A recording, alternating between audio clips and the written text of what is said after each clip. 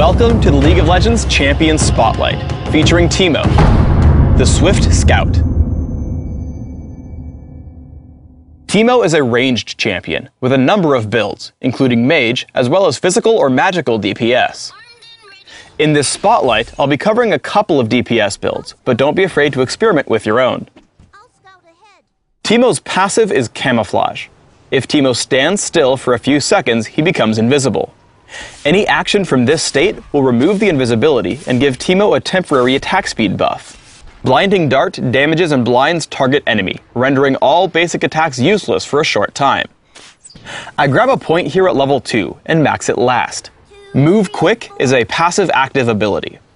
As long as Teemo has not been struck by a champion or turret in a while, he enjoys bonus movement speed. When activated, Teemo gains a much stronger movement speed boost that lasts a few seconds and is not interrupted by damage. I take Move Quick at level 3 and max it by level 13. Toxic Shot passively causes Teemo's basic attacks to deal bonus damage and poison the target. This poison deals extra damage over a few seconds. I max Toxic Shot by level 9. Teemo's ultimate is Noxious Trap, which places an invisible poisonous mushroom on the ground. Enemies who step over the mushroom cause it to explode, damaging and slowing surrounding enemies for a few seconds. Noxious Trap is placed on an ammo system. Teemo may store up to 3 mushrooms and place them in quick succession. As with all ultimates, I rank it at levels 6, 11, and 16. Your very early laning should focus on harassing your opponent while last hitting. Always try to land a basic attack into Blinding Dart to whittle down your opponent. As Lee Sin comes into gank, I see he heads toward the bottom of the brush, so I head towards the top to cut off Akali's escape. As he runs, I hit a basic attack and Blinding Dart, then follow Lee Sin to the turret. Because I follow in, he jumps to me with Safeguard and lives with First Blood. As Akali returns to lane, I use the same playstyle. Each time she closes to attack, I tag her with Toxic Shot and Blinding Dart. Once she lays Twilight Shroud, I know she wants to attack me, so I stop her from triggering Mark of the Assassin with Blinding Dart. Every time she breaks out, I hit her with Toxic Shot again. I then stay out of range until her Shroud is about to end. I push in, taking her down with basic attacks and Blinding Dart. After Akali reaches level 6, she jumps me in lane. Blinding Dart prevents her from triggering Mark of the Assassin, and I immediately place a Noxious Trap and hide behind it to keep Akali away. As she runs, I chase into the brush, immediately dropping another Noxious Trap and tagging her with Blinding Dart. I keep attacking her and exhaust once the blind runs out, ensuring she can't deal enough damage as she dies to my poisons. Here I'm fighting Talon and Heimerdinger at top lane. I place a Noxious Trap in a place where I can fight and hold position. Standing atop the mushroom, I push into Talon with Blinding Dart and basic attacks, causing him to trigger my trap with Cutthroat and die immediately to Lee Sin and myself. As we push in on Heimerdinger, the enemy Lee Sin comes in, so I blind him and cause him to retreat.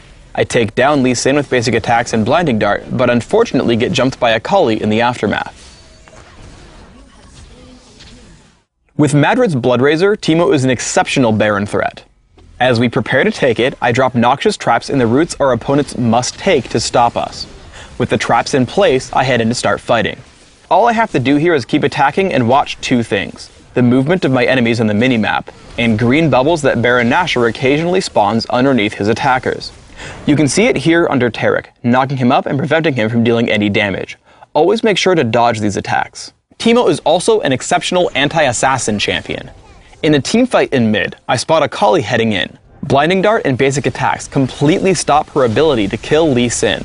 If it weren't for Soraka's wish, she'd have died to my Noxious Trap on the way out. Immediately after, I tag Talon with Exhaust, also stopping him from hurting my team until he flashes away to the low health Evelynn. Right after that, the enemy Lee Sin comes in also looking for blood, but Blinding Dart stymies his aggression as well. Let's look over on Dominion now. Because I itemize her early game so much, 1v1ing an enemy Teemo at bottom lane is extremely easy. By positioning myself closer to the health relic, I kill him with 500 health to spare. Winning this fight allows me to take the enemy Boneyard with ease. After capturing the Boneyard later in the game, I get jumped by Nocturne. Noxious Trap and Blinding Dart keep me from dying, and I create distance with Flash into Move Quick. He keeps chasing me to my capture point, so I hide behind 2 Noxious Traps and tag him with Blinding Dart. He falls, and I make a run for the health relic, buying time until my team shows up to hold control of the point. Teemo's extreme mobility can also be used to save teammates. Here I respawn and see our Akali about to be caught by Rammus's Powerball. I rush in with Move Quick and save the day, also killing Rammus and the enemy Teemo before the match ends. For runes, I take armor penetration marks, health per level seals, flat magic resist glyphs, and flat health quintessences. This setup is aimed at giving me a lot of power early and turning into a very durable champion late game. My masteries are 9-21-0, taking magic penetration and offense and heading all the way down the defense tree, taking everything but dodge. I take exhaust and flash for summoner spells, mastering the former in the offense tree. I max Toxic Shot right away, adding a point in Blinding Dart at level 2 and leaving it there. After Toxic Shot, I max Move Quick before taking more points into Blinding Dart. Maxing Toxic Shot gives me the most consistent damage output, while the 1 point in Blinding Dart still gives me enough blind to force enemies away from me.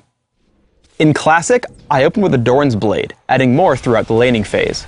I typically take Mercury Treads and work up to Madrid's Blood Razor as my first major damage item. I then add Frozen Mallet, Malady, Wit's End, and Atma's Impaler to flesh out my build, giving me a lot of durability and great damage output. In Dominion, I open with a Prospector's Blade and Boots of Speed. I upgrade immediately to Mercury Treads and work on Sanguine Blade. I build for kiting with Phantom Dancer and Frozen Mallet, finally adding Last Whisper and another Phantom Dancer to round out my build. Thanks for tuning in to the Teemo Champion Spotlight. Please subscribe to the Riot Games YouTube channel above, and don't forget to thumbs us up just below the video.